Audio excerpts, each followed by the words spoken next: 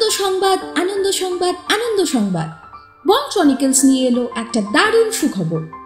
এখন থেকে আপনাদের গল্প তুলে ধরতে পারি আমরা, মানে আপনাদের জীবনের ঘটে যাওয়া সত্যি ঘটনা। ভৌতিক, প্রেম, বিরহ, বিচ্ছেদ সব চলবে। তাহলে দেরি না করে তাড়াতাড়ি পাঠিয়ে ফেলুন দেখি। মেইল করুন আমাদের chroniclesbong@gmail.com এ। আমাদের পছন্দ হলে আপনার গল্প ফিচার করব আমরা। এবং হ্যাঁ, আজকের গল্পও কিন্তু একটা সত্য ঘটনা অবলম্বনে লেখা। আজকের গল্পের নায়ক জয়। জয়ের জীবনের অনেকটা অংশ জুড়ে রয়েছে বিপাশা। কিন্তু বিপাশা, সে কি কোনোদিন ধরা দেবে জয়কে? জানতে হলে শুনতে থাকুন বছর 5 পর। কিরে জয়, দাঁড়িয়ে আছিস কেন এখানে? পিছন থেকে রাহুলের ডাকে সম্বিত ফিরল জয়ের। না, এমনি আর কি। কাকু যে ডাকছে, গাড়ি ছেড়ে দেবে এবার। যা, আমি আসছি। বিপাশার স্কুলে আসতে আজ যেন একটু বেশি দেরি হচ্ছে। অন্যদিন 12টার মধ্যে সে স্কুলে পৌঁছে যায়, আজ বাজছে 12:10। তাহলে কি আজ সে আসবে না? এসব ভাবতে ভাবতে জয় কিছুটা হেঁটে গিয়ে গাড়িতে উঠে বসল।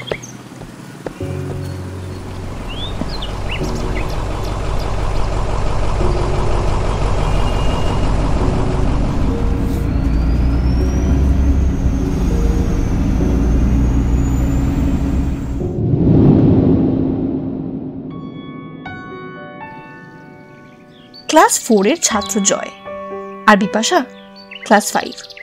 বেশ মিষ্টি একটা মেয়ে, গায়ের রং মাঝারি, গোলগাল, কাঁধ অবধি লম্বা চুল। মেধাবী ছাত্রী হিসেবে খুব পরিচিত স্কুল চত্বরে। জয় বিপাশাকে প্রথম দেখে 1 মাস আগে। একদিন স্কুল থেকে বেরোতে তার কিছুটা দেরি হয়ে গিয়েছিল। সিঁড়ি দিয়ে নামতে নামতে দেখে বিপাশাকে উপরে উঠে আসতে। প্রথম দেখাতেই অদ্ভুত ভালো লেগে যায় তার। সেদিন থেকেই রোজ স্কুল শেষের পর খানিকক্ষণ দাঁড়িয়ে থাকে জয়, অপেক্ষা করে বিপাশার। বিপাশা আসে তার মায়ের হাত ধরে, সদা হাস্য মুখ নিয়ে, আর তাতেই যেন এক রাশ আনন্দ পায় জয়। কোনোদিন সাহস করে কথা বলে উঠতে পারেনি সে, কেবল লুকিয়ে আড়াল থেকে তার স্বপ্নের রাজকন্যাকে দেখে এসেছে। স্বপ্নের রাজকন্যা? হ্যাঁ, স্বপ্নের রাজকন্যাই বটে। যেই বয়সে মানুষ ভালো লাগা, ভালোবাসা এসব বোঝে না, সেই বয়সে হঠাৎ একটা মেয়েকে এরকম ভালো লেগে গেলে তাকে স্বপ্নের রাজকন্যাই মনে হয়। এই অনুভূতি বুঝে ওঠার আগেই আনমনে কবে যেন সে ভালো লাগা বাড়তে থাকলো তার। এভাবেই কেটে গেল আরো অনেকটা সময়। জয়ের কৈশোর মনে জেগে উঠল প্রেমের সঞ্চার। বিপাশার ক্লাসরুমের পাশেই তার ক্লাসরুম। তার উপর বিপাশা আর তার স্কুল আওয়ার্স এক হয়ে গেল কয়েক বছর পর থেকে। রোজ স্কুলে এসে আকাঙ্ক্ষিত মানুষটিকে লুকিয়ে দেখত জয়। 2-1টা বন্ধু অনেকবার তার মনে সাহস জোগানোর চেষ্টা করেছে। আরে জানা, গিয়ে কথা তো বল, তারপর আস্তে আস্তে ব্যাপারটা এগোবে। আরে তো ভয় পেলে চলে। কিন্তু জয় কিছুতেই সাহস জুগিয়ে কথা বলতে যেতে পারে না। এভাবেই কেটে গেল আরো কটা বছর। জয় এখন আরো একটু বড়, আস্তে আস্তে ছেলে থেকে পুরুষ হয়ে ওঠার চেষ্টা করছে। ক্লাস 9-এ উঠে গেলে হালকা দাড়ি আর গোঁফ দেখতে পেয়ে আর বাল্যকালের কণ্ঠ রূপান্তরিত হওয়া যখন শুরু করলো, তখন বেশ একটা অন্যরকম অনুভূতি কাজ করতো তার মধ্যে। সে এখন আগের চেয়ে অনেকটা পাল্টেছে, অনেকটা স্মার্টও হয়েছে। কিন্তু সবকিছুর মধ্যেও বিপাশার প্রতি তার ভালো লাগাটা কমেনি, বরং বলা ভালো সে এতকাল এক মনে কেবল তার হৃদয়ের মণিকোঠায় স্থান দিয়ে এসেছে। এমনই একদিন স্কুল থেকে বেরোনোর সময় ঝমঝমিয়ে বৃষ্টি নামল। জয় খেয়াল করলো বিপাশা দাঁড়িয়ে আছে একটা দোকানের শেডের তলায়। জয় ক্রমশ এগিয়ে গেল সেই দিকে। বিপাশার পাশে গিয়ে দাঁড়াতেই তার হৃদস্পন্দন দ্বিগুণ বেড়ে গেল। সে মনে মনে ভাবল, না না, আজ আলাপ করা স্কোপটা কিছুতেই হারালে চলবে না। Come on Joy, you can do it. মনের মধ্যে দোমনা করতে করতে অবশেষে সে হালকা হেসে বলে উঠল, এই হাই, এই তুমি বিপাশা দিনা ফ্রম 10E? বিপাশা দাঁড়িয়ে তার ফোন দেখছিল। পাশ থেকে এই কথা ভেসে আসায় সে পাশ ফিরে তাকালো। হাই। এক গাল হাসি নিয়ে উত্তর দিল বিপাশা। হ্যাঁ, আমি বিপাশা। তুই জয় না, ফ্রম 9C? জয় তো অবাক, বিপাশা চেনে তাকে? সে তো এটা ভাবতেও পারেনি। হ্যাঁ, কিন্তু তুমি জানে কি করে? বাবা, তোর গিটার বাজানোর ট্যালেন্টের কথা কে না জানে বলতো? কি দারুণ বাজাস রে ভাই তুই। সেবার স্কুল ফেস্টের সময় যা দারুণ গাইলি, সেই গানটা ক্লাসরুম, উফ, দুর্দান্ত ভাই, দুর্দান্ত। এ তো মেঘ না চাইতেই জল। জয় তো এতদূর ভাবেইনি। হ্যাঁ, এটা ঠিক যে কয়েক মাস আগে তাদের স্কুল ফেস্টে সে পৃথিবী ব্যান্ডের ক্লাসরুম গানটা এত সুন্দর করে গিয়েছিল গিটার হাতে যে হল ফাটানো চিৎকারের মধ্যেও বিপাশার কৌতূহলী এক জোড়া চোখ ভিড়ের মধ্যে সে ঠিক ধরে ফেলেছিল। কিন্তু বিপাশা যে মনে রাখবে সেই কথা, তা জয় স্বপ্নেও ভাবতে পারেনি। থ্যাংক ইউ সো মাচ দিদি। Mention not. তুমি ইনস্টাতে আছো? এবার জয় সাহস করে কথাটা বলেই ফেলল। হ্যাঁ রে। দুজনে দাঁড়িয়ে একে অপরের ইনস্টাগ্রাম আইডি শেয়ার করে নিল। বৃষ্টি অনেকটা ধরে এসেছে এর মধ্যে। বিপাশা বাই বলে বেরিয়ে গেল। জয়ের যেন আনন্দে আর মাটিতে পা পড়ছে না।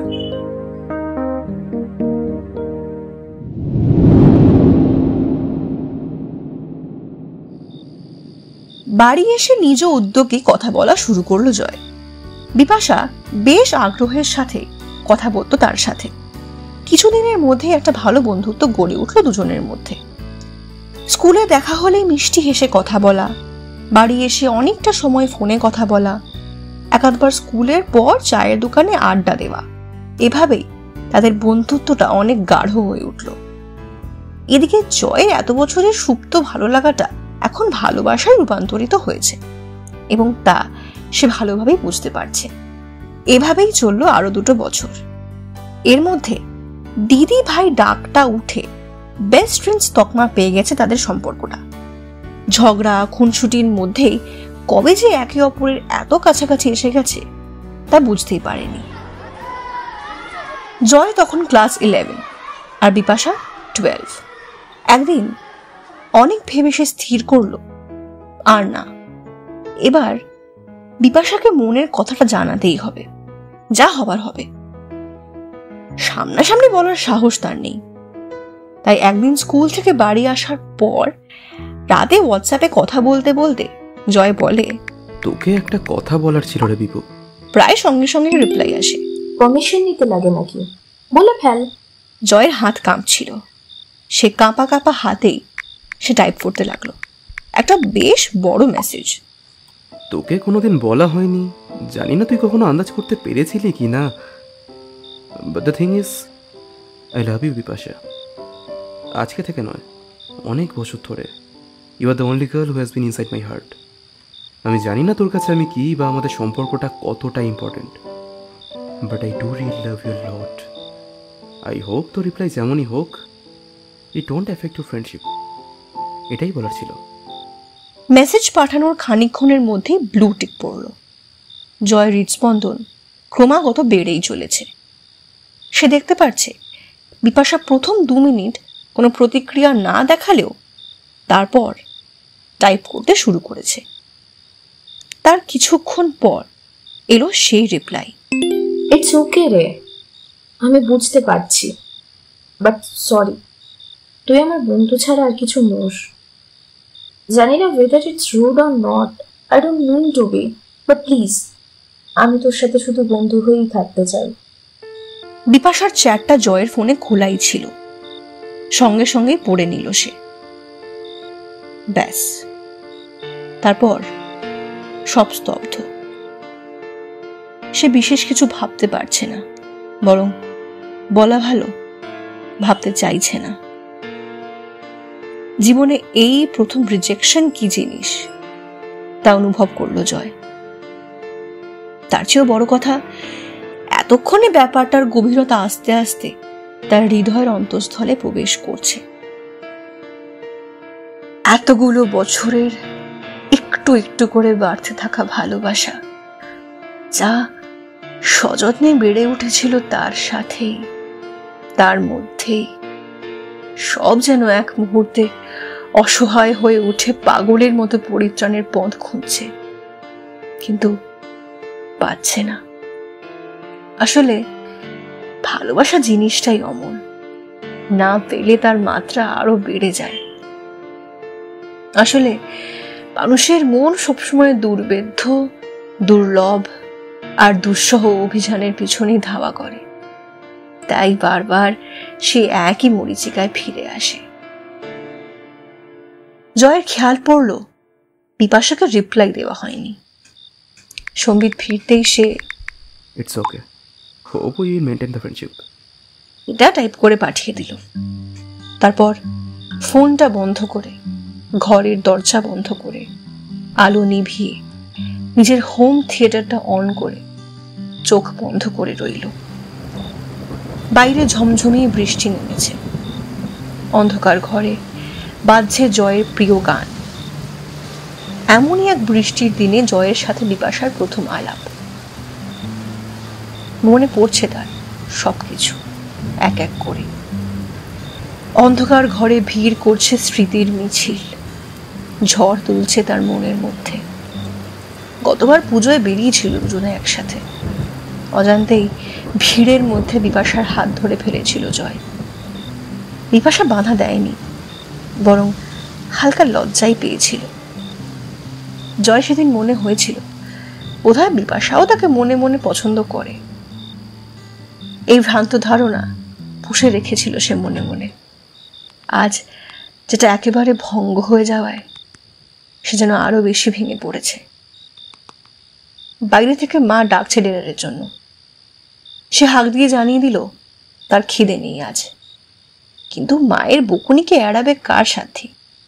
মা কিছুতেই না খাইয়ে ছাড়বে না। বাধ্য হয়ে কিছুটা খেয়ে নিল জয়। তারপর এসে নিঃশব্দে শুয়ে পড়ল।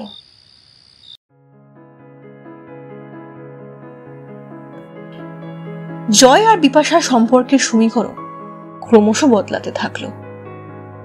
নিত্য দিনের কথোপকথন রূপান্তরিত হলো দিনের পর দিন না কথা বলায়, লেট রিপ্লাইজ, শুকনো আবেগহীন কথোপকথনে। অবশ্য তার জন্য বিপাশাকে দায়ী করা যায় না। তার দিক থেকে হয়তো এটাই স্বাভাবিক। খারাপ বোধহয় তারও লেগেছিল এত ভালো একটা বন্ধুত্ব ফিকে হয়ে যাওয়ায়, কিন্তু সেও তো নিরুপায়। আর জয়ও বেশ বুঝদার ছেলে। জোর করে সম্পর্ক টিকিয়ে রাখতে সেও চায়নি। সেও যেতে দিয়েছে বিপাশাকে। ভ্রান্ত মায়ায় জড়িয়ে কি লাভ? এমন মায়া যেখানে কেবল সে আবদ্ধ, এমন এক সম্পর্ক যেখানে শুধু সে ছিল এতদিন। আসলে একতরফা প্রেম কবিতার বই কিংবা গানের লাইনেই মানানসই। শিল্পের মধ্যে আবদ্ধ থাকা অবস্থায় তা অনুভব করা সুখদয়, কিন্তু যেই মুহূর্তে তা কল্পনার বেড়াজাল ভেঙে বাস্তব জীবনে প্রবেশ করে, তখনই তা বিষধর হয়ে ওঠে, গলার কাঁটার মতো বেঁধে সর্বদা। জয় অনেক চেষ্টা করলো সেখান থেকে বেরিয়ে আসার, কিন্তু অপারগ সে। রোজ সে হেরে যেত নিজের কাছেই। দিন শেষে লড়াই করে ব্যর্থ হয়ে পুরনো মানুষটিকে ভালোবেসে দু চোখে ভরে তাকে শুতে যেত। আস্তে আস্তে বিপাশার সাথে কথা পুরোপুরি বন্ধ হয়ে গেল। তারপর স্কুল শেষ করে বিপাশা কলেজে চলে গেলে দেখা সাক্ষাৎও পুরোপুরি বন্ধ। এরপর পেরিয়ে গেছে 5-5টা বছর। জয় এখন 21 বছরের যুবক। কলেজে 3rd ইয়ারে পড়ছে সে। গিটার, বাংলা ব্যান্ড আর বাইক রাইড, এই তিনটে এখন তার সঙ্গী।